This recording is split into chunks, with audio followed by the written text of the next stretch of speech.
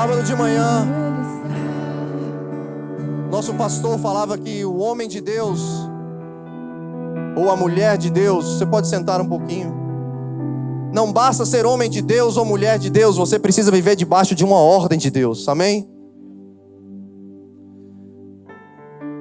Não basta você ter o título de homem de Deus, de profeta, de apóstolo, de pastor, de mestre, de evangelista, ou até de forma mais comum, não basta você ter o título de cristão.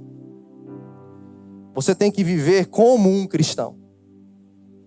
Nós somos um país que mais de 30% se diz evangélico. Somos mais de 60 milhões. Na minha infância eu lembro que as pessoas perguntavam, você é católico? E as pessoas diziam, eu sou, mas não praticante. E o outro falava, não, eu sou, mas sou praticante. O IBGE faz essa pergunta quando bate na porta das pessoas.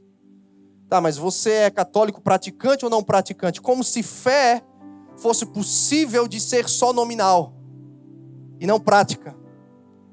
Como se ser cristão fosse um título e não um estilo de vida.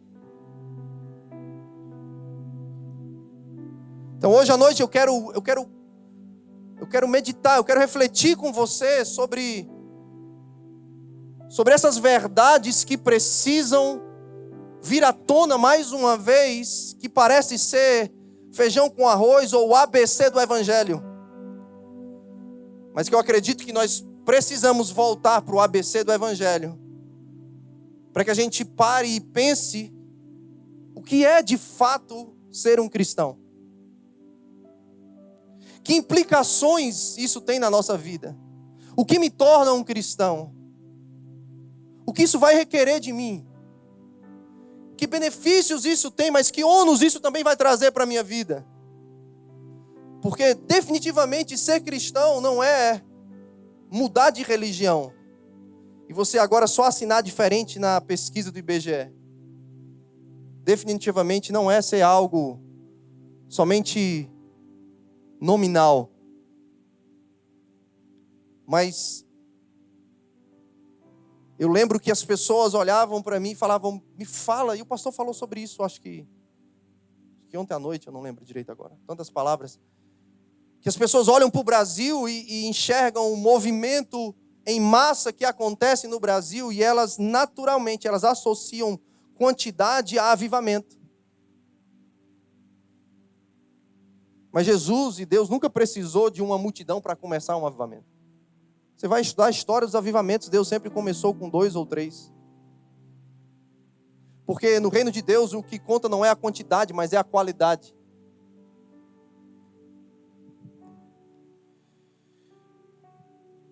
O que é ser um homem de Deus, uma mulher de Deus? Se você quiser abrir comigo no livro de Atos dos Apóstolos, capítulo 11, nós vamos ler do versículo 19 até o versículo 26. E se você está com papel e caneta, eu quero te estimular. Se você tem algum celular, faça suas anotações. Eu vou falar muitas referências bíblicas. E para você não perder nada do que está sendo lançado hoje à noite no seu coração, eu quero te encorajar, se você tem um coração ensinável, um espírito aprendiz, a você anotar o que você vai ouvir. Para que amanhã, para que próximo ano, você possa estar relendo. Esses dias das primícias eu orava ao Senhor, porque todo começo de ano eu peço, Deus, me dá uma palavra para cada ano.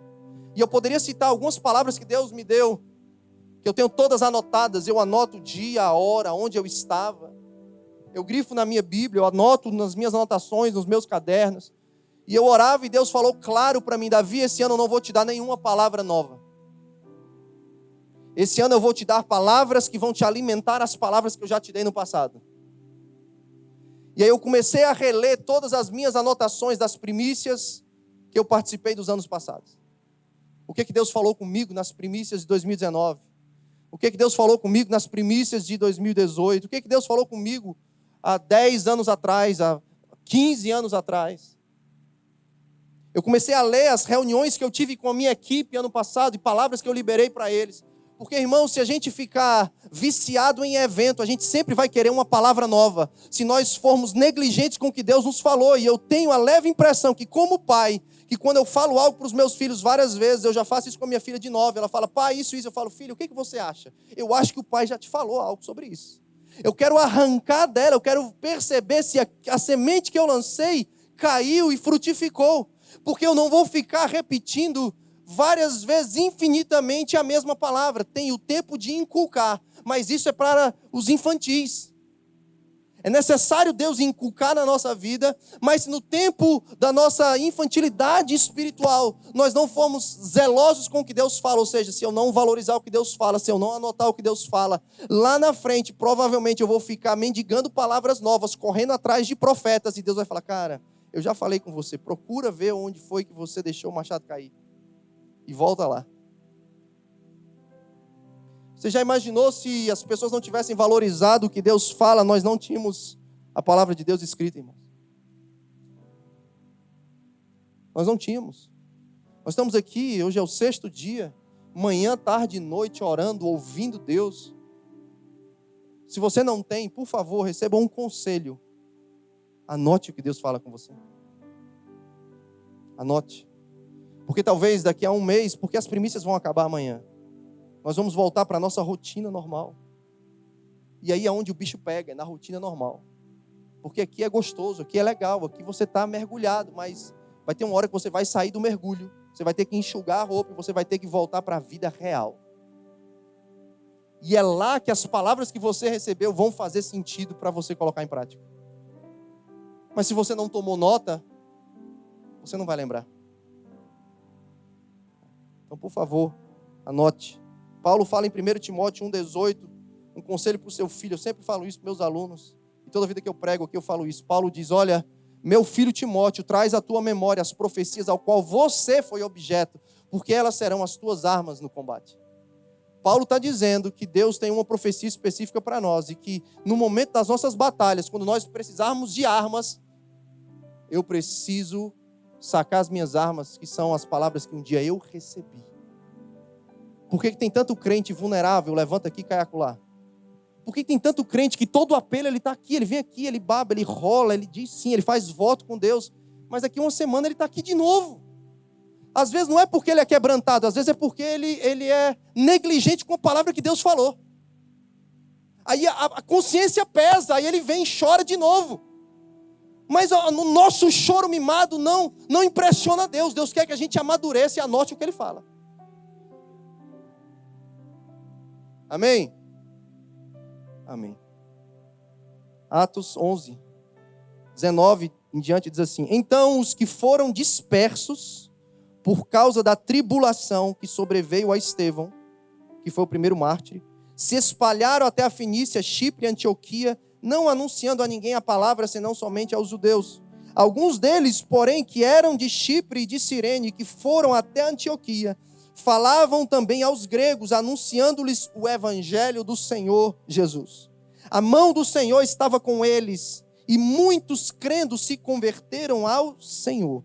A notícia a respeito deles, verso 22 de Atos 11, chegou aos ouvidos da igreja que estava em Jerusalém, e enviaram Barnabé até Antioquia. Tendo ele chegado e vendo a graça de Deus, alegrou-se e exortava a todos a que com firmeza de coração permanecessem no Senhor. Porque era homem bom, cheio do Espírito Santo e de fé. E muita gente se uniu ao Senhor. E partiu Barnabé para Tarso à procura de Saulo. Tendo-o encontrado, levou-o para Antioquia. E por todo um ano se reuniram naquela igreja e ensinaram numerosa multidão.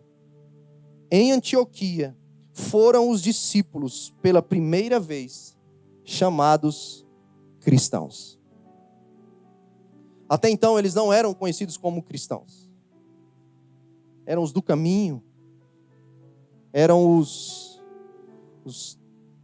seguidores do Nazareno, e aí vai. Mas aí eu fiquei pensando, Barnabé vai buscar Paulo que está em Tarso ali, provavelmente aqui já tinha se passado 13 anos da conversão de Saulo de Tarso, na estrada de Damasco. Ele fica mais ou menos 3 anos no deserto da Arábia, em Damasco. Depois ele fica mais 10 anos ali em Tarso, no anonimato, esquecido, sozinho. Talvez pensando que Deus falou para mim não vai se cumprir mais. Já se passaram 13 anos. E aí Barnabé vai lá, busca Saulo e traz para Antioquia, porque as pessoas, as multidões estão se convertendo. Mas aí Barnabé entende que os números não podem nos impressionar, eles têm que nos colocar num lugar de responsabilidade. Precisamos fazer algo com os números. E aí não existe fórmula mágica, existe discipulado. Não existe fórmula mágica, o beabá do evangelho, o ABC do evangelho, como você quiser chamar, ainda é o famoso, tradicional discipulado. É ensinar a Bíblia, irmão. É encorajar as pessoas para que elas se mantenham firmes de coração na fé que elas confessaram. Se manterem firmes no Senhor. Mas eu fico pensando, o que será que as pessoas identificaram naqueles crentes que os fez olhar para eles e falar, eles são cristãos? Alguma coisa chamou a atenção daquela região, das pessoas de Antioquia. Algo chamou a atenção deles, que eles falaram, peraí, eles não são mais judeus, assim, eles não são mais... Não, agora a gente precisa identificá-los diferente.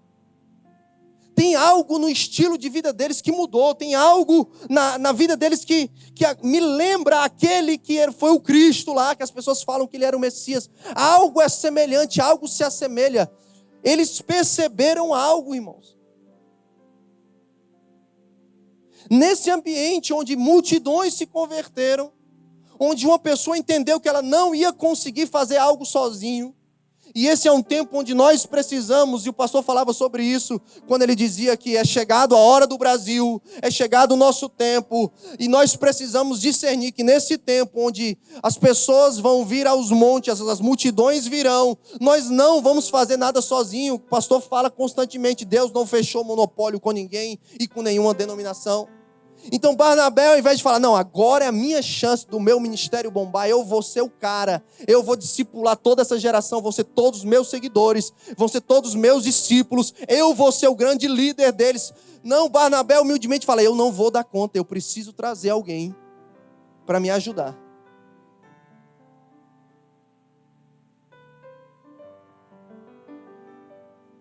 Nós não vamos fazer nada sozinhos, irmãos. E também não vai ser da noite para o dia, porque o texto diz que por todo um ano eles discipularam aquelas muitas pessoas. As pessoas não mudam de vida da noite para o dia. Eu não mudo da noite para o dia, irmãos. Os nossos filhos não amadurecem da noite para o dia. A anatomia, a biologia, ela nos ensina como é no natural e no espiritual. As coisas são processuais. A maturidade física, a maturidade espiritual, a nossa maturidade ela é processual. O texto é claro, os detalhes da Bíblia são ricos. Eles, por todo um ano, eles ensinavam, eles discipulavam. E aí eu começo a pensar que talvez, não nos primeiros dias que Saulo chegou em Antioquia, não nos primeiros dias em que Barnabé foi enviado de Jerusalém para lá, porque chegou em Jerusalém os rumores do que Deus e a graça de Deus estava fazendo ali. As pessoas estavam se convertendo ao Senhor, a mão de Deus estava lá. Mas eu tenho certeza, porque Deus é um Deus que age segundo a sua palavra, e a palavra de Deus nos ensina que Deus, até para criar, Ele não criou no estalar de dedos, Ele criou de forma processual. Por todo um ano eles ensinavam. E aí na minha mente criativa eu fico pensando que talvez quando estava próximo de completar um ano, as pessoas começavam a falar, de fato, agora eles estão diferentes. 6 meses já se passaram, 7 meses. Aquele vizinho que se converteu, ele não vai mudar da noite para o dia, ele não vai deixar de ouvir as músicas da noite para o dia, ele não vai deixar de falar da noite para o dia o que ele falava. O casamento dele não vai mudar da noite para o dia, ele não vai se tornar o marido, o pai que precisa da noite para o dia. Leva um tempo. E isso não é algo solitário. Eu preciso de alguém para que eu mesmo amadureça, para que as pessoas olhem para mim e digam, ele é um cristão. Mas eu não me torno um cristão sozinho, eu preciso de um Barnabé e de um Saulo na minha vida. Eu não me torno um cristão trancado no meu quarto, orando e jejuando e lendo a Bíblia sozinho. Eu me torno um cristão me submetendo a ser ensinado por outras pessoas que já estão mais maduras do que eu. Essa cultura do imediato, do ajato, do agora, não é assim espiritualmente, irmão. Você não vai amadurecer se aqui agora a gente impor as mãos sobre você. Não, você pode sentir o toque do poder de Deus. Você pode sentir o sobrenatural de Deus te tocar, te curar, te batizar, te ativar. Mas amadurecer não. Você não vai sair daqui mais maduro. Você vai amadurecer se você se posicionar nessa palavra que você está recebendo. Isso leva um tempo. Talvez nas primícias do ano que vem, quando você vier aqui, a gente vai olhar para você e você vai olhar para mim e falar, cara, ele está diferente. Ele mudou. Mas como diz lá no meu Ceará, você só conhece alguém comendo um saco de sal, é de pitada em pitada. A gente vive numa geração onde julga as pessoas, mas não conhece as pessoas. Porque para você conhecer, você tem que comer um saco de sal. Então, de alguma forma, aí, de novo a minha mente criativa, eu fico pensando, quando eles olharam, Gladys, para eles falaram, eles são cristãos, eram pessoas próximas. Que estavam vendo fatos e contra fatos, não há argumento. O cara batia na mulher, agora ele não bate mais. Ele era um pai ausente, agora ele não é mais. Ele era corrupto, agora ele não é mais. Ele mentia, ela mentia, agora não mente mais. Ele era um filho rebelde, agora ele honra os pais. É um cristão. Não existe cristão sem evidência, irmãos. Não existe cristão sem evidência. E a evidência não é fechar os olhos e levantar as mãos, irmãos. Isso aí não é evidência. Definitivamente. Isso pode ser uma consequência da evidência. Mas evidência não. O IBGE diz que somos mais de 60 milhões, mas onde estão as evidências? Onde estão as evidências?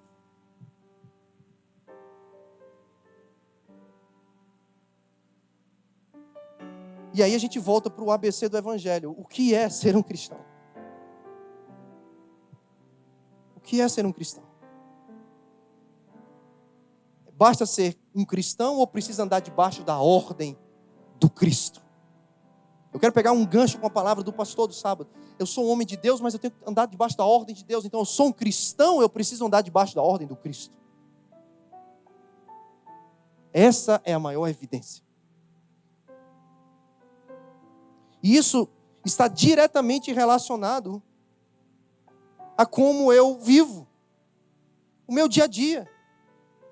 Ser cristão, de forma bem simplória, é você morrer para si mesmo. Morrer para uma vida centrada nos meus e nos seus sonhos, e nos meus e nos seus planos.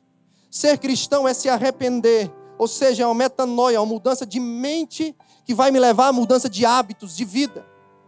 Onde a causa de Cristo agora é a minha causa. Eu não tenho mais uma causa pessoal baseada nos meus projetos e ambições pessoais. Quando eu era pastor na minha cidade, as pessoas falavam, vamos escrever a visão e a missão da igreja, pastor. Eu falei, cara, já está escrito na Bíblia. Eu vou inventar outro por quê? Não, precisa deixar evidente. Não, vamos deixar o povo ler a Bíblia que eles vão descobrir. Não, vamos botar num cartaz. Não adianta, as pessoas deixam a Bíblia aberta no Salmo 91 e não lê, cara. Então não é estar exposto para que as pessoas vejam, é as pessoas quererem ler. E viver depois que lê, é diferente. Porque exposição de palavras, não existiu uma época onde tivemos mais cristãos, mais igrejas, mais pregação, mais Bíblia, mais livro gospel. Esse é o tempo onde tem mais de tudo isso. Agora a minha pergunta é, onde estão as evidências da igreja de Cristo? A igreja de Cristo. Para que as pessoas olhem para nós e falam, eles são cristãos. Eles foram chamados de cristãos. Eles não se chamaram de cristãos. É um detalhe simples, né? Eles não chegaram e falavam, daqui para frente me chama de cristão, tá? Não, daqui para frente você agora vai me chamar de cristão. Não, eles não impuseram essa nomenclatura, esse cargo ou encargo sobre eles. As pessoas reconheceram. É um detalhe, né? Eu amo os detalhes da Bíblia. Será que as pessoas estão reconhecendo isso em nós, sem a gente precisar estar falando para elas? Acho que foi São Francisco de Assis que falou que pregue o evangelho, se necessário, use palavras. Né? Foi? Hã? Agostinho, me corrija aí, os estudiosos, teólogos. É por aí, cara. Estava ali, né? O importante é a mensagem. Quem foi não interessa, é verdade? Pregue a palavra, se necessário, use palavras. Pregue, anuncie o Cristo. Como, pastor? Eu não sou um teólogo, eu não leio livros, Cara, as pessoas vão olhar para você, elas têm que ver evidências. Não adianta. Não adianta eu pregar aqui a noite toda para você, cara. Eu consigo pregar, eu prego desde 2005, eu sei pregar. Mas você pode fazer um curso de homilética, de comunicação e saber falar super bem também. Você saber memorizar versículos. E se a sua esposa não sentar com outra esposa e elas conversando, a outra esposa perceber que o marido da sua esposa é um cristão, toda a sua mensagem vai ralo abaixo naquela hora. Não adiantou nada, toda a sua postura, todas as suas rajadas de língua, nada disso impressiona Deus, irmão. O meu desafio, irmãos, é que uma mulher da igreja consiga sentar com a minha esposa e nas evidências da rotina, do dia a dia, das conversas informais, ela perceba que ela é casada com um homem que é crente. E que ela também é uma cristã que talvez vai poder aconselhá-la. Ou haver uma identificação porque está passando pela mesma luta, mas não quer negar fé. Eu quero que você abra comigo em Marcos 8 agora. Vamos ler o que o próprio Jesus falou.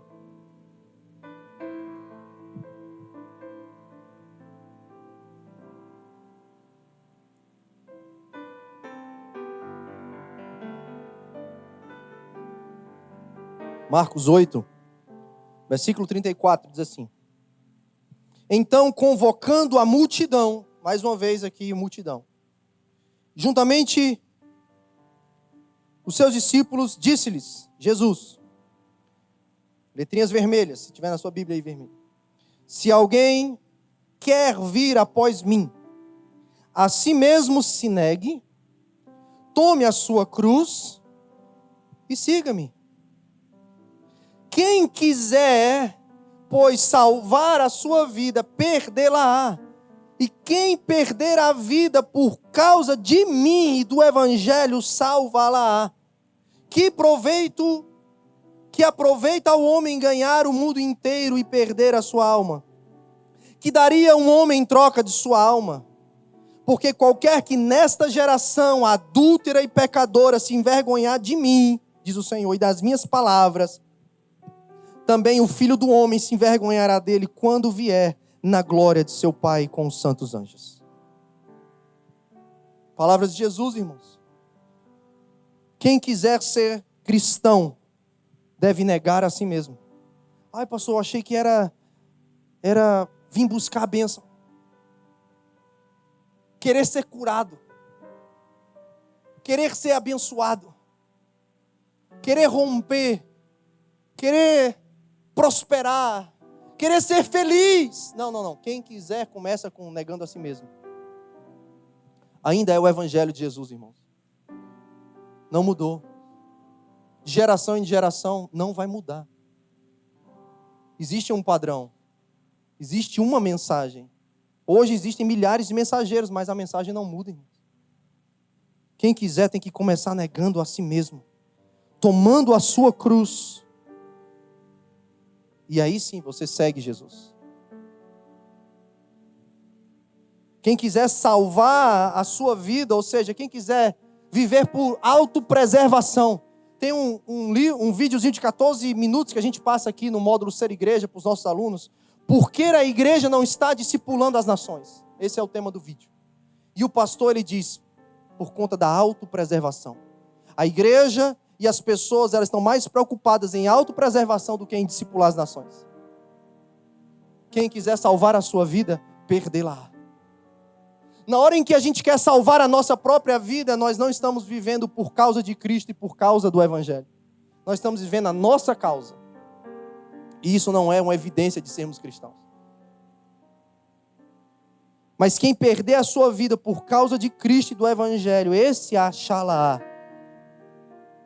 E aí, irmãos, a gente para e pensa, por que há uma crise de identidade na nossa geração, uma crise vocacional? E não é só fora das igrejas, pastor Luciano. A crise de identidade, a crise vocacional, ela está dentro das igrejas, dos templos evangélicos lotados no domingo à noite também. Por quê? Porque nós não estamos pregando mais o evangelho de negar a si mesmo, tomar a sua cruz e depois seguir a Cristo.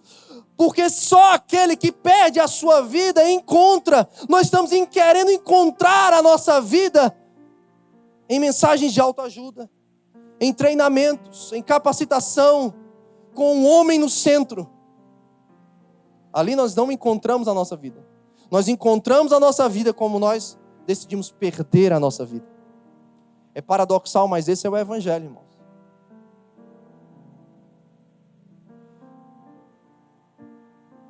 Talvez você deve estar perguntando, por que eu não fico em casa hoje, né? Podia ter vindo só amanhã para trocar presente. A decisão de ser um cristão que renuncia à sua vida é uma escolha pessoal e voluntária. Ninguém obriga ninguém a ser cristão. Ninguém obriga ninguém a falar, levanta a mão agora, se você não se tornar um cristão, você vai morrer. Não, as pessoas fazem o contrário, se você não negar a Cristo, você vai morrer. A entrega é sempre voluntária. Jesus falou, quem quiser, irmãos. Quem quiser, ou seja, lá em Lucas 19, Jesus vai falar, olha, você tem que sentar e calcular. Lucas 14, do 25 ao 33. Jesus vai falar, quer ser um cristão? Senta primeiro e calcula, igual uma pessoa que vai construir uma torre para saber se tem todas as condições necessárias para chegar ao final da construção, para se não parando no meio, ele não seja zombado. Senta para calcular, é como uma pessoa que vai para a guerra contra um exército com 20 mil, para saber se com os 10 mil que ele tem, ele consegue vencer o inimigo. Nós precisamos ter uma fé racional, que Paulo diz. Esse é o nosso culto racional, Romanos 12, 1. Precisamos sentar e calcular o que é ser um cristão. Irmãos, o que é ser um cristão? Agora eu preciso sentar e calcular. Eu quero ser um cristão. Ninguém vai te forçar. É voluntário, é igual você ir doar sangue. Você faz voluntariamente. Você se torna um cristão, precisa ser uma doação voluntária, ninguém te obriga. Mas precisa ser calculada. Para você mesmo não viver uma vida de ilusão. Eu falo com amor e graça de um coração de um pai que quer que os meus filhos não vivam uma vida de religião. Eles não vão ser crentes porque eu sou crente. Eles vão ter que ter um encontro pessoal e íntimo com Jesus. E um dia eles vão ter que falar, eu quero ser um cristão, pai. Eu quero ser um cristão, mãe. Eu quero aceitar a Cristo, entregar a minha vida. Não é aceitar não, né, Beto? Entregar a minha vida para Jesus. Porque é Ele que nos aceita. O Beto sempre me corrige. É reconhecer a obra de Jesus.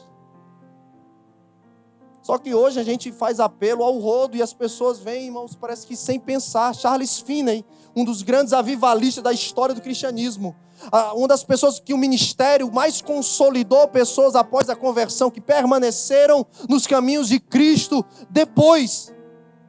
Quando ele fazia apelo nas suas pregações, muitas vezes ao ar livre, ele dificultava as pessoas a aceitarem a Cristo. Ele falava, você sabe o que você está pensando? Não, você tem que andar 2, 3 blocos, entrar numa portinha, vai ter um pessoal ali que vai conversar com você para você entender o que eu estou falando para você, aí sim decidir se você quer aceitar Cristo. Charles Finney fazia isso. E a história comprova que as pessoas que eram alcançadas por Charles Finney foram as pessoas que mais foram consolidadas, permaneceram no caminho. Porque evento, irmãos, evangélico, evento passa. O evento acaba, passou.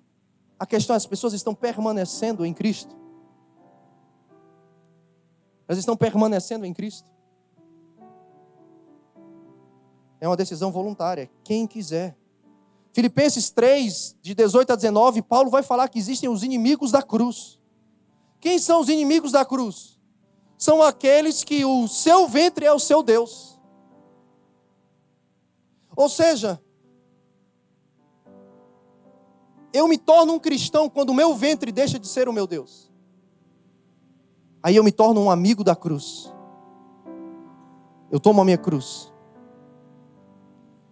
Há uma causa, irmãos, muito maior pela qual nós devemos viver e morrer. Eu tinha um sonho de ser médico.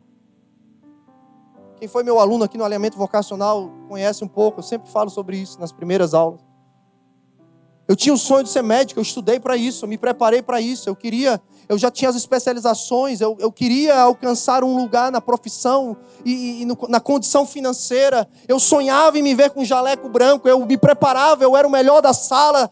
Sempre as pessoas iam estudar, elas tiravam xerox do meu caderno, porque eu era alguém focado no que eu queria para mim. Mas um dia, no ano de 2000, na base da Jocum, jovens com uma missão, na cidade de Contagem, eu ouvi uma voz que me quebrou. Ele disse: não é o que eu tenho para ti. Foi fácil? Não foi fácil, irmãos, porque abrir mão do que eu projetei para toda a minha vida não é fácil. Abrir mão do meu sonho, do meu projeto pessoal, não é fácil. É doloroso, mas os pensamentos do Senhor são melhores, são mais altos que os nossos. A vontade dele é boa, é perfeita, é agradável. Irmãos, deixa eu te falar, tem uma causa muito maior pela qual nós podemos viver e morrer, que é a causa de Cristo. Não é ser um médico, cirurgião plástico, você vai ser um rico, vai ter o seu carro importado. Eu não tenho nada contra isso, se você é chamado para isso. Mas não era o meu chamado.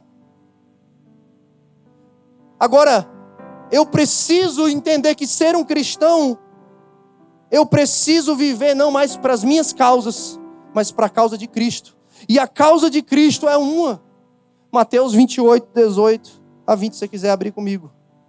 Há uma grande causa. Pastor, eu estou perdido, eu não sei qual a minha razão de existência, eu não sei por que eu nasci. Pastor, eu não sei para que eu vivo. Eu vou te dar um motivo para você viver. Eu vou te dar hoje à noite uma grande causa pela qual você pode viver e morrer. A causa de Cristo. Mateus 28, do 18 a 20, diz assim: Jesus, aproximando-se, falou-lhes, dizendo: toda a autoridade me foi dada no céu e na terra. Ide, ou indo, portanto, fazei discípulos de todas as nações, batizando-os em nome do Pai, do Filho e do Espírito Santo, e ensinando-os a guardar todas as coisas que vos tenho ordenado. E eis que estou convosco todos os dias até a consumação do século. Esse texto é conhecido como a grande comissão, ou seja, há uma comissão para todos nós cristãos. E ela não é pequena, ela é uma grande comissão, há uma grande causa, que é digna de eu viver e morrer por ela. Está escrito aqui. Essa causa é uma causa que eu costumo falar que é a causa comum para todo cristão, de qualquer geografia, de qualquer tribo, etnia. Há uma causa comum para todos nós. Ide por todas as nações, fazer discípulo de Jesus, batizando-os no nome do Pai, do Filho e do Espírito Santo, e ensinando-os a guardar todas as coisas. E eis que estarei convosco. Há uma causa. Há uma causa comum. A causa do Cristo que A.W. Tozer falou foi o Filho que se fez homem para que os homens hoje possam se tornar filhos. O Cristo veio e se fez homem para que nós homens perdidos, caídos, depravados, distantes de Deus, possamos hoje nos tornar filhos. O Cristo veio revelar o Pai e veio nos ensinar a como ensinar as pessoas a serem filhas de Deus e filhos maduros. Essa é uma causa comum para todos nós, irmãos. Ah não, pastor, eu não sou chamado para isso. Não, você não tem que ter chamado para isso, é uma causa de todo cristão. É uma causa comum para todos nós. Agora, existe uma causa específica que alguns estudiosos A maioria chama de mandato cultural. Existe uma causa comum, é ide por todas as nações. Eu tenho que ter um pensamento, irmãos, global. Não é porque nós vemos no mundo global, não. Jesus já tinha uma mente global. Deus já tinha uma mente global. Não é porque nós estamos na pós-modernidade, não. Deus já era assim. Deus amplia a nossa visão, Deus quer ampliar as nossas fronteiras. Deus está te dizendo, eu te tornei meu filho para que você torne outras pessoas meus filhos. E eu posso te usar aqui no São Vicente. Eu posso te usar na América, eu posso te usar na Europa, eu posso te usar em qualquer lugar. Eu quero alcançar pessoas de todas as nações, todas as etnias. Isso é uma causa nossa comum. Foi o filho unigênito do Pai que veio para que se tornasse o filho mais velho na família da fé e assim se tornando o primogênito. Essa é a nossa causa comum. Saber que as pessoas, fazer com que as pessoas saibam que há um Deus que é Pai. Esse é o nosso encargo. Nós somos uma casa de paternidade por isso, não porque está na moda de falar de paternidade, irmãos. Não porque está agora na crista da onda. Quem fala de paternidade, de reino, está na mídia, vai bombar, vai ter seguidor. Não. Nós não estamos aqui para reinventar a roda. A nossa causa é a causa de Cristo. Cristo veio revelar ao Pai, então nós temos que fazer a mesma coisa, ponto final. E Ele veio provar e mostrar na prática que é possível um filho viver submisso à vontade do Pai. João 5,19 diz, o filho só faz o que vê o Pai fazendo. Esse é o padrão. Essa é a nossa causa comum. Mas pastor, eu não entendi que era isso quando eu vim aqui na frente e disse sim. Eu achei que era só para alguém orar por mim, porque eu estava com uma dor. Eu estava com uma crise no meu casamento. Eu achei que era só isso. Eu ia virar para crente para poder ter o meu problema solucionado. Então não te falaram a verdade completa. É por isso que não adianta você vir aqui aceitar Jesus e nunca mais voltar. Ou então vir aqui e ficar vindo só dia de domingo. Você tem que se submeter a ser ensinado por alguém. Eu aceitei Jesus em 1996. Lembro como se fosse hoje uma frase do meu pai que está ali. Apareceu no telão, no encontro de jovens, na academia de polícia. Ele falou, filho, eu te amo. Aquela frase, Deus me pegou por dentro. Meus pais foram 5 anos divorciados, haviam reconciliado, estavam juntos de novo. Mas havia um abismo de gerações dentro da nossa casa. E uma frase dessa Deus usou por quê? Porque Deus é Pai. E Deus quer converter o coração dos pais aos filhos, dos filhos aos pais. Para que as nações sejam curadas. Irmãos, a Constituição Federal entende isso e a igreja não entende. Quando a Constituição diz no artigo 226 que a família é a base da sociedade. E a igreja quer pregar de tudo e sobre tudo e ter as maiores revelações. Irmãos, vamos pregar que Deus é Pai. As pessoas vão se converter. As pessoas precisam ser discipuladas. A família delas vai ser restaurada. Vai ter conserto dentro de casa. E elas vão entender que elas precisam fazer isso com outras pessoas. Ponto final. Eu lembro que quando eu estava em 2000 lá em Jocum, em Contagem, nós fomos para a cidade vizinha, Betim, e nós fomos evangelizar. Primeira vez na minha vida que eu fui evangelizar. E eu perguntei para os meus líderes, o que eu faço? Eu tinha 4 anos de convertido. 4 anos de convertido. Isso foi em 2000, me converti em 1996. Eu estava em 2000, em julho de 2000, eu fui para a base da Jocum em Contagem. E aí, num sábado à tarde, fomos evangelizar nas ruas. E eu não sabia evangelizar. E a minha líder falou, Davi, faz o seguinte. Diz qual o seu nome, quem você é e o que Jesus fez na sua vida. E eu lembro que eu fui, bati numa portazinha, num bequinho estreitinho, uma porta de ferro e bati ali. Abri uma senhora. Eu falei, boa tarde, eu sou Davi. Eu vim do Ceará para falar algo para a senhora. Ela já fez uma cara assim, eu falei, eu vim aqui para falar que eu era um filho rebelde, de uma família destruída, mas um dia eu encontrei Jesus. E Ele mudou a minha vida e mudou a minha família. A senhora quer esse Jesus? Ela falou, eu quero. Eu me assustei, falei, como assim a senhora quer? Aí eu pensei comigo, é só isso, cara? Eu não sabia o que era oração em línguas, profecia, escatologia, antropologia, logias e logias e logias. Eu só falei de Jesus, irmãos. Não sou contra as logias, mas não adianta logia se a gente não fala de Jesus, se a gente não tem evidência que é cristão, se a nossa família não é transformada e se outras famílias não estão sendo alcançadas pela nossa família, irmãos. É simples. Funciona. Ainda funciona. Ainda funciona e sempre vai funcionar, porque Paulo diz, não sou eu, mas é a graça de Cristo em mim, pela graça eu sou o que sou, a habilidade não está em mim, está em mim a decisão de obedecer ou não, é Ele, não somos nós, irmãos, não somos nós. É Ele. É falar de Jesus. Deixa eu te falar. Esses dias eu ouvi um estudo que dizia que 66% dos cristãos hoje, na nossa geração, eles não sabem qual é a parte deles na missão da igreja. Eles só frequentam os cultos. Porque nós falamos de reino, de paternidade, de tudo isso. Mas aí amanhã, no seu dia a dia, como é que você põe em prática isso? Eu vou falar de Jesus para todo mundo. Tá, mas aonde? Porque se você não vai ficar só evangelizando, você tem que pagar a conta, cara. Tu tem que estudar, tu tem que trabalhar, tu tem que ter a tua vida normal. Isso fala de construir uma cultura.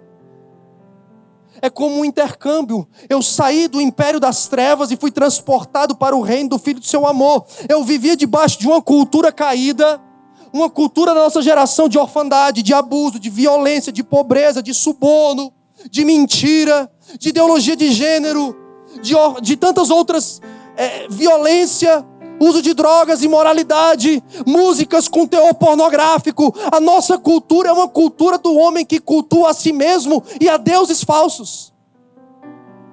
Mas alguém que foi transportado do império das trevas para o reino do Filho do seu amor, ele é um criador de cultura agora a partir das evidências das suas práticas diárias. Eu não sou mais um Zé Mané, um Zé à esquerda, um Maria vai com as outras. Não, eu sou um criador de cultura. Por onde eu passo, eu influencio. Eu sou um criador de cultura, porque cultura, e o pastor fala muito sobre isso, tem a ver com culto. Ou seja, quando eu cultuo uma terra, eu estou arando aquela terra para plantar um determinado tipo de semente, porque eu tenho uma expectativa de que aquilo brote, cresça e dê um tipo específico de fruto. Então todo trabalho de cultivar a terra é na expectativa de ter um fruto. E esse fruto para alimentar ou curar alguém, para subsidiar a vida de uma família. O meu cultivar diário tem a ver com a causa da minha existência pessoal. A questão é, nós estamos desfocados ou nós estamos cultuando errado. E por isso nós estamos produzindo culturas caídas. Aquilo que eu produzo aponta para o Deus que eu adoro. Nós estamos ouvindo aqui esses dias. Então não tem como eu ser um cristão nominal e continuar criando culturas caídas dentro de casa, no meu trabalho, na rua, na minha forma de lidar com dinheiro, na minha forma de lidar com os meus liderados, com o meu patrão, com os meus colegas de faculdade. Não tem como eu dizer que sou um cristão e ser um criador de cultura caída. Isso é uma evidência de que o meu culto, ele está desfocado. Ele está enganado. Ou eu sou só um crente não praticante. Porque eu digo que sou crente, mas eu continuo tendo um estilo de vida que está corroborando. Eu lembrei do Jacques agora, palavras difíceis. Que está contribuindo para que a injustiça na nossa geração não seja mudada. Não, irmãos. Eu não sou um cristão para simplesmente seguir aquela frase, acho que é do Martinho da Vila, deixa a vida me levar, a vida leva eu. Não, não, não. Ainda bem, eu estou errando tudo hoje, né, cara? Eu erro dos teólogos aos pagodeiros. Mas eu não erro da Bíblia. Deixa eu voltar para a Bíblia então, que eu não erro. Agora os irmãos estão ouvindo bem, né? Cultura. Mas é uma cultura caída. Deixa a vida me levar, né? Como é que é, irmãos? Deixa a vida me levar. Ah, os irmãos estão ligados, né? Nesses dias eu vi um pastor botando música Zé de Camargo, Luciano e dizendo que era louvor. Tá doido? Cultura caída, irmão. Tenho que saber quem eu estou cultuando para saber o que eu vou gerar no coração das pessoas. Não tem como eu querer colher uma coisa plantando outra. Tenho que plantar a palavra. Para gerar a cultura do reino eu tenho que plantar. Para que haja um alinhamento com a natureza e o caráter de Deus. Eu tenho que plantar a Bíblia, acabou. Não tem fórmula mágica, não tem outra coisa, irmãos. Não é plantar o que eu acho, o que eu penso, o que eu prefiro. Vamos voltar para a Bíblia, que é segurança para nós. Vamos voltar para a Bíblia. Oh, meu Deus, a hora. O que eu faço, irmãos? Qual a minha parte? Depois que eu sou cristão, como eu vivo agora? Para ter evidências que eu sou um cristão, mas isso precisa influenciar outras pessoas. Eu quero ler mais um texto com você. Em Gênesis, capítulo 1. Vou caminhando para o final. Gênesis 1, versículo 26, 27 e 28, diz assim: Também disse Deus, façamos o homem a nossa imagem conforme a nossa semelhança. Tenha ele domínio sobre os peixes do mar, sobre as aves do céu, sobre os animais domésticos, sobre toda a terra e sobre todos os répteis que rastejam pela terra. Criou Deus, pois, o homem à sua imagem, a imagem de Deus o criou, homem e mulher os criou. E Deus os abençoou e lhes disse, a lei da primeira menção aqui, primeira vez que Deus abençoou o ser humano, foi para quê, irmãos?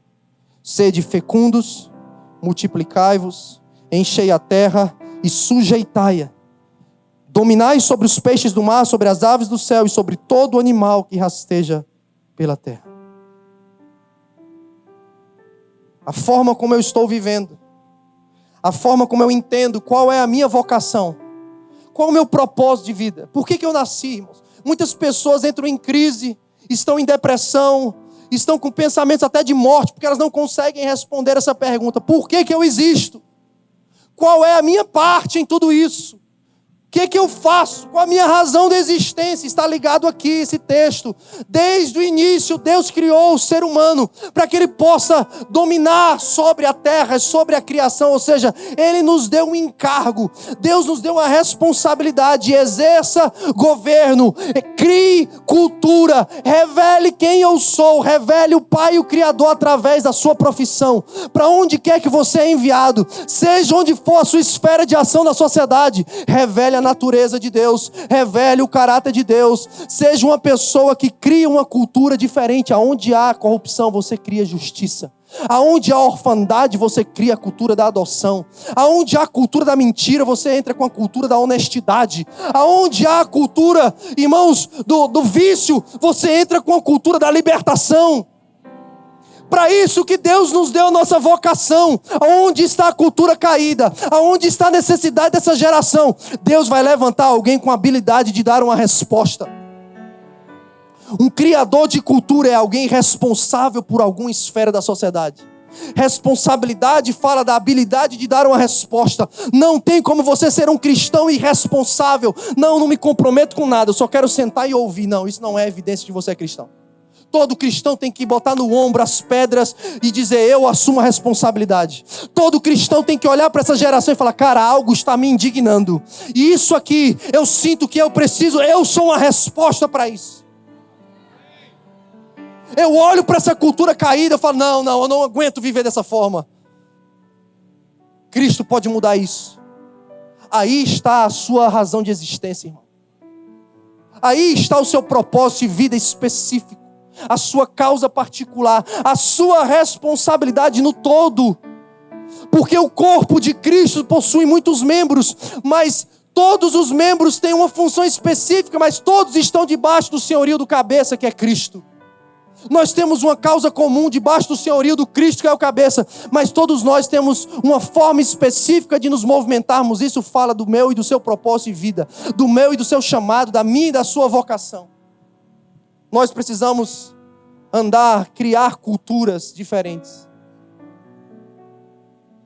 Cultura gospel não é vir aqui, irmãos. A cultura gospel Não é isso. Venha o teu reino. Como venha o teu reino? É quando você está lá na sua esfera, no seu trabalho, na sua casa, sendo uma dona de casa, independente se você é um profissional liberal, se você é um patrão, se você é um médico, se você é um juiz, lá você vai manifestar valores diferentes dos valores caídos de quem não tem Cristo. A cultura do adultério, você vai falar, não, eu estou há 18 anos com a mesma mulher. A cultura do abandono fala, não, eu ainda sento no chão para brincar com os meus filhos. A cultura do consumismo, não, eu ainda abro mão e sou generoso. A cultura do hedonismo é agora para satisfazer o meu prazer. Não é tudo, eu não sou o centro do mundo. Não.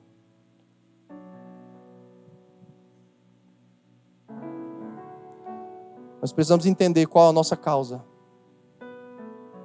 O que indigna você? O que gera brilho no seu olhar? Por que você acorda todos os dias? E como você... Tem uma frase que eu digo para os meus alunos: vocação é a expressão de Deus através de mim. Como Deus se expressa através de mim na minha geração? Eu sou um cristão que tem uma causa comum, mas eu expresso Deus de uma forma muito particular.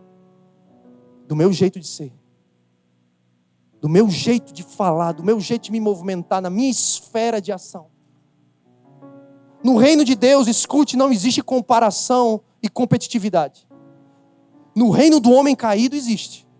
No reino capitalista existe. Onde é cada um por si. E Deus, que eu não sei que Deus é esse, talvez o Deus Sol, o Deus Mamon, Deus por todos. Mas no reino de Deus não tem espaço para classificação, para comparação e competitividade. Não tem.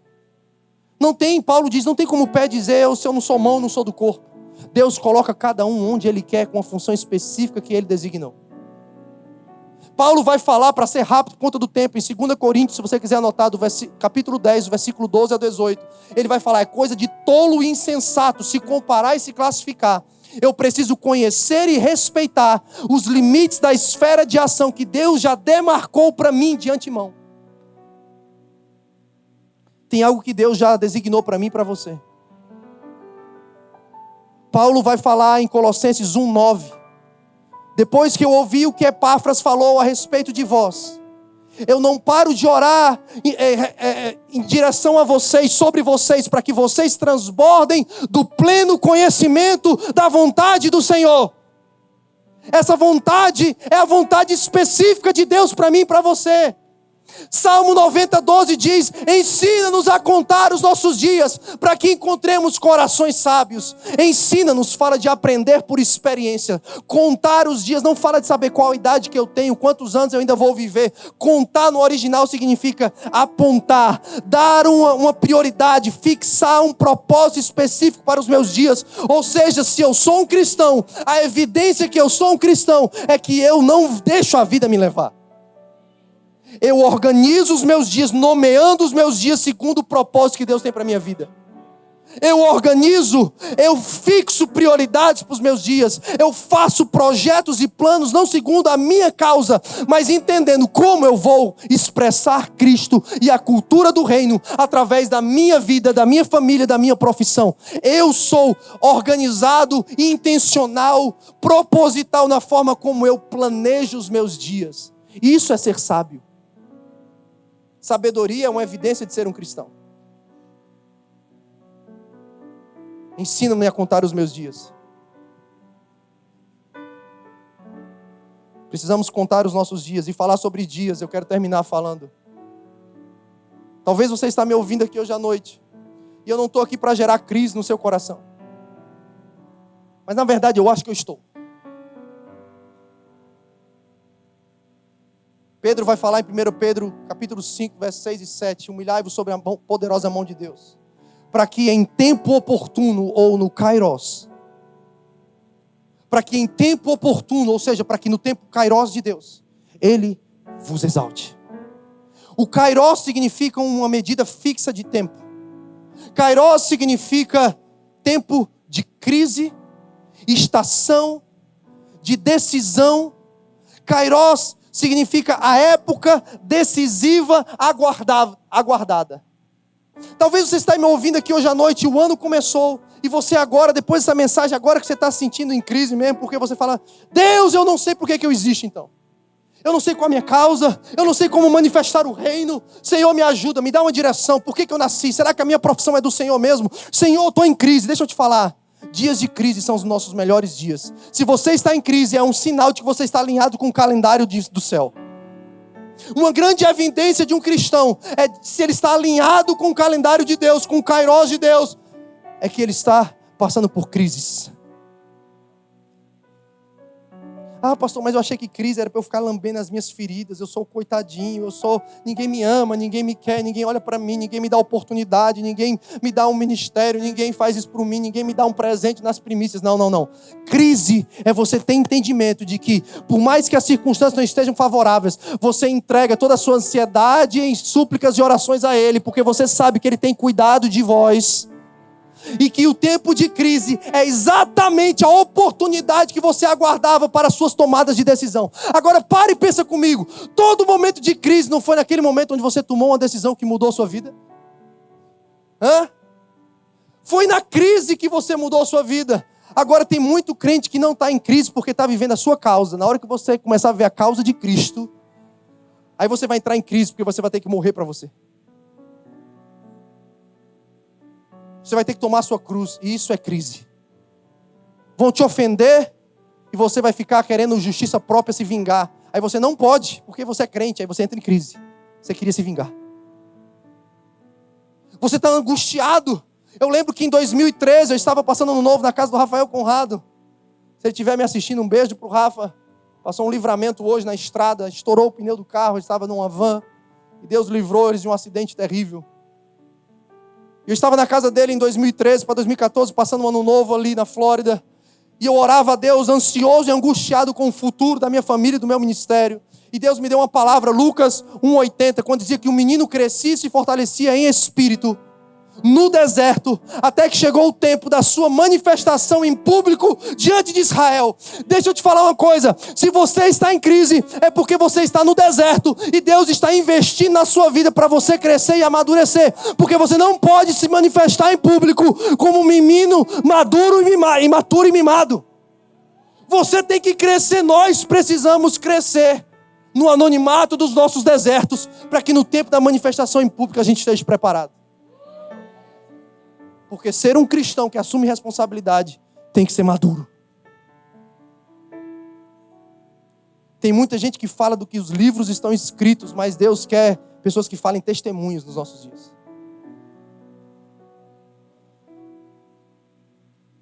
Nada contra livro, eu escrevo livros. Amo ler livros. Indico ler livros. Mas eu não posso só falar de livros.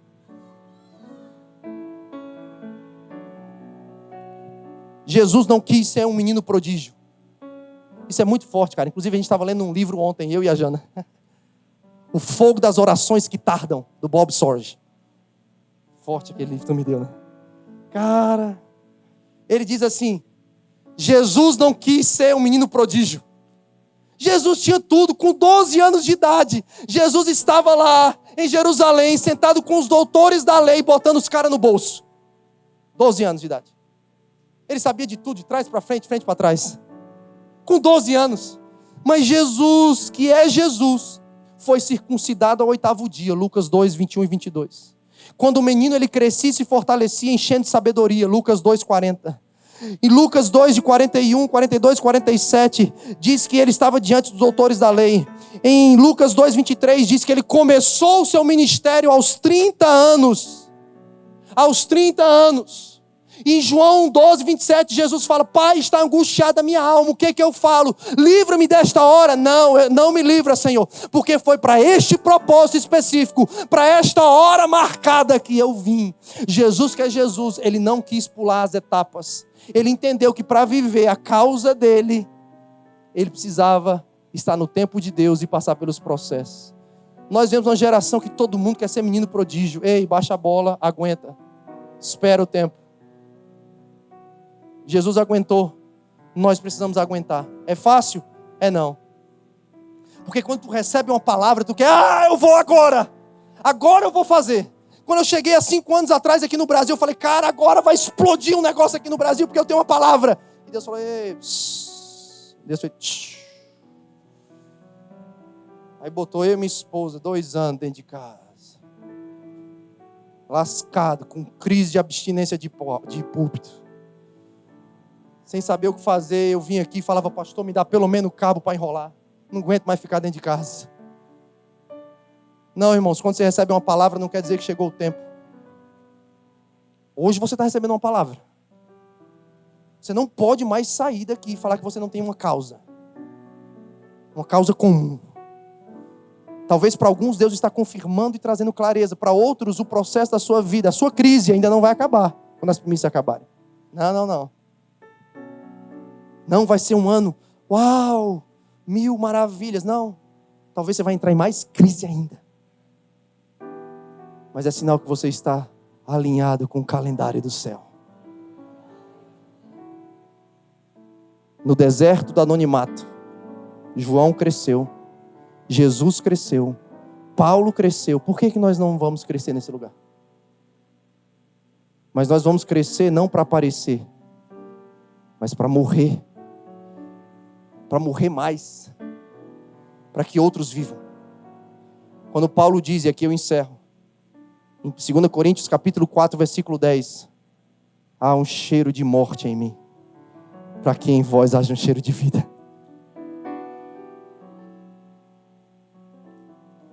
Há 20 anos atrás, queria chamar a Jana agora para me acompanhar.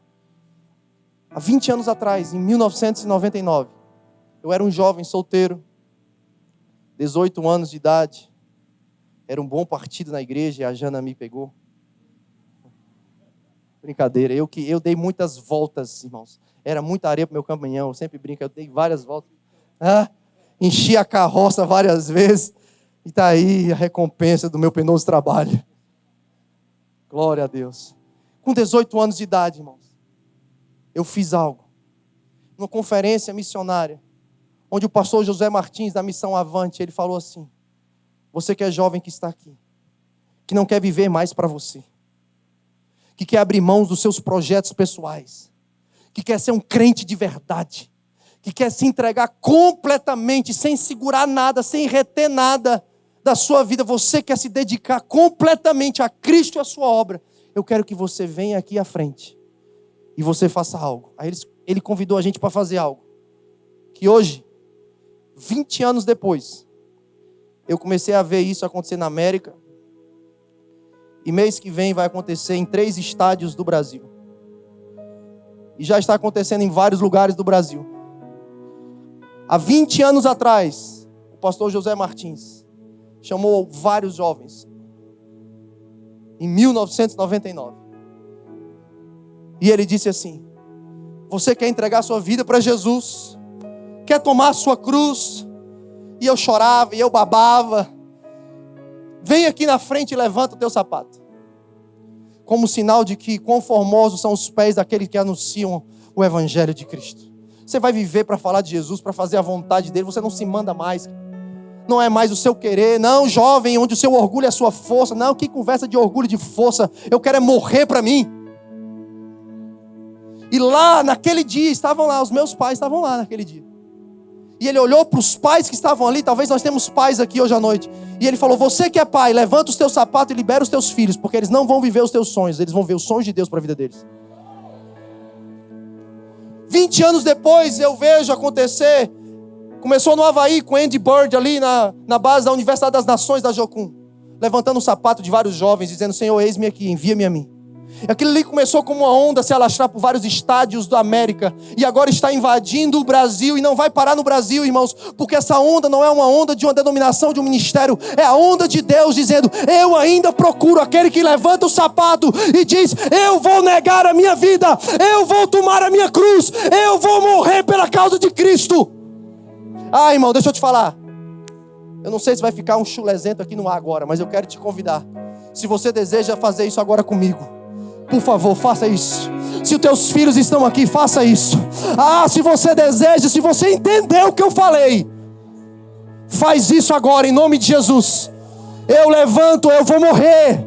Ei, deixa eu te falar, eu não estou te prometendo bênção nenhuma. Eu estou te dizendo, levanta o sapato para você morrer. Sim! Sim! Sim! Nós dizemos sim, Senhor! 20 anos depois, eu ainda digo sim. Eu digo sim para os meus filhos. Eu digo sim, Senhor.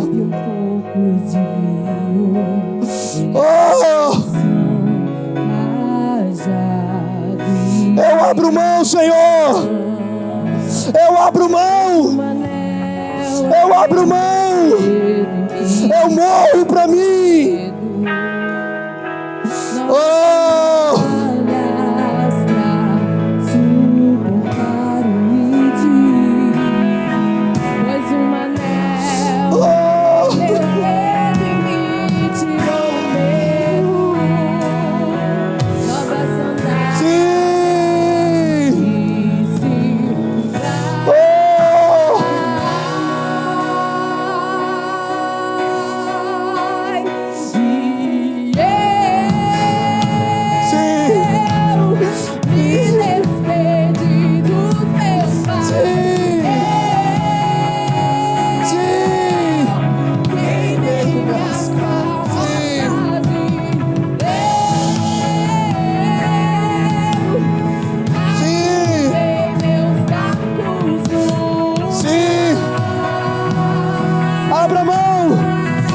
Esse é o Evangelho de Jesus.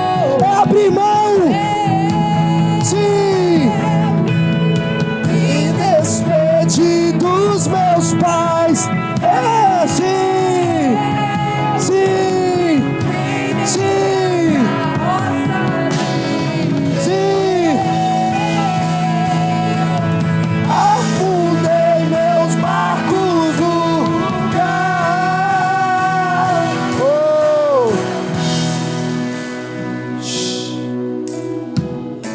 Pra onde eu irei? Não tem, irmãos. Não tem motivo melhor pela qual a gente possa viver e morrer. Palavra de vida eterna. Pra onde eu irei? Se eu não tenho pra onde voltar, só tenho você, Deus. Palavra de vida eterna. Pra onde eu irei? Se eu não tenho pra onde voltar, só tenho você, Deus. Palavra de vida eterna. Pra onde eu irei? Se eu não tenho pra onde voltar, só tenho você, só tenho você.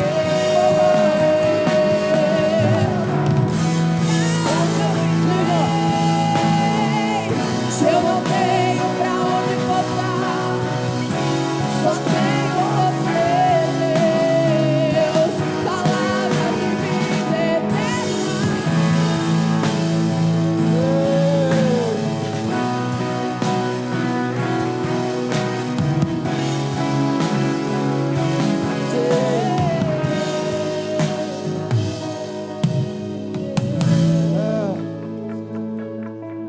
Sabe qual é o nosso maior título nesses dias? Prisioneiro de Cristo.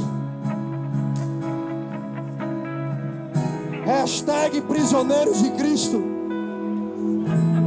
Eu vou. Eis-me aqui, envia-me a mim, Senhor. Eu vou. Eu vou pelas nações. Eu vou. Eu vou. Eu vou. Os meus filhos vão para as nações. Os meus filhos, eles vão para as nações. Sim. Sim.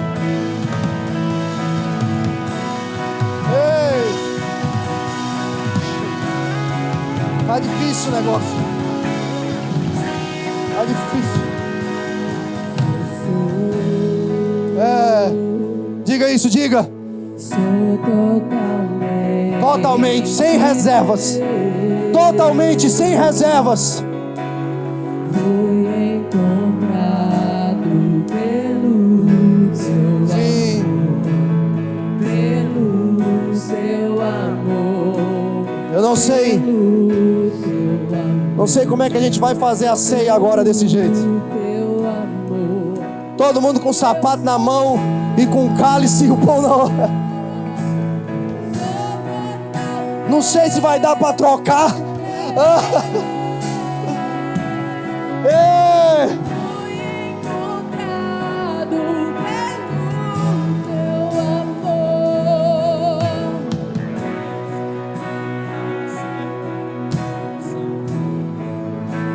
Nós vamos fazer assim, ó. Aguenta aí, não para não, só aguenta. Nós vamos fazer como o nosso pastor aqui direcionou. A equipe que vai distribuir, a gente vai começar a distribuir agora. Nós vamos distribuir assim, ó. Você não vai largar o seu compromisso. Só que na mão direita da aliança, a direita, você vai segurar o seu cálice e o seu pão. Na outra mão você vai segurar o seu compromisso. Sabe por quê? Deixa eu te falar. 1 Coríntios capítulo 15 versículo 10 diz assim, ó: mas pela graça eu sou o que sou, e a sua graça que me foi concedida não se tornou vã. Olha aqui, ó. Não adianta ficar tomando ceia mês após mês e tornar a graça salvífica vã. Eu tenho que ir. Eu tenho que corresponder ao que Cristo fez. Eu tenho que morrer. Eu tenho que morrer. Então nós vamos participar da ceia. Só mais baixinho aí um pouquinho, baixinho. Daqui a pouco a gente se empolga de novo. Nós vamos participar da ceia com esse entendimento. Nós vamos dizer para o Senhor: Senhor, com entendimento nessa noite, eu digo, eu sou o que sou pela tua graça. E a graça que me alcançou, ela não é vã. Ela não é vã. Você pode sentar no seu lugar. Você vai receber. Não põe o sapato de volta, irmão. Não põe o sapato. Pastor, tá difícil o cheiro. É melhor esse cheiro do que o cheiro de pecado, irmão. Aguenta aí. É melhor uma igreja com cheiro de chulé do que uma igreja carnal. Aguenta aí.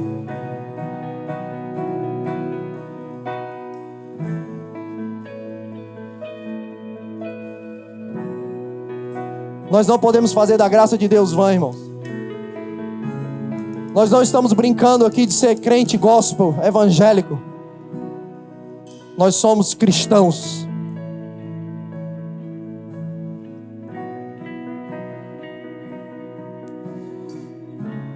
E aí eu fico imaginando, Paulo diz em 1 Coríntios 11, por não discernir o corpo, muitos estão fracos, doentes e alguns até morrem. E eu fiquei pensando, como assim, Senhor? Porque eu sempre pensei de uma forma, hoje eu tive um entendimento diferente, Jacques. Por não discernir o corpo, o que é isso? É que um corpo, ele tem uma cabeça. Porque um corpo sem cabeça, ele está morto. Pessoas que não discernem que tem um cabeça, ou seja, que ele não faz mais o que ele quer. Ele não come o que quer, como aquele profeta. Ele não vai para onde quer. Ele não bebe o que quer. Ele não diz o que quer. O corpo não se manda, irmãos. O crente que não discerne que ele não se manda, ele enfraquece, ele adoece e ele morre espiritualmente. Nós estamos discernindo o corpo hoje à noite. Cada um tem a sua função, mas só tem um cabeça, cara. Nós precisamos discernir. Nós estamos aqui só para obedecer o que o cérebro de Cristo manda. Vai para lá agora, eu vou. Arruma as malas agora e vai para lá, eu arrumo e vou.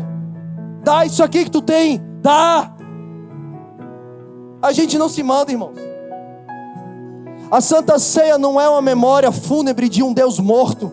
A Santa Ceia é um memorial da fé cristã, de um Deus vivo e que voltará. E eu tenho que me manter ocupado até que Ele venha, como disse um escritor, Darrell Miller, falando de seu discipulador, Francis Schaeffer. Vou me manter ocupado até que Ele venha. Eu vou me manter ocupado até que Jesus volte. Eu não vou me manter distraído e entretido. Não vou gastar os meus dias. Na verdade, eu não vou desperdiçar os meus dias vivendo segundo a minha vontade. Eis-me aqui, Senhor. Eis-me aqui.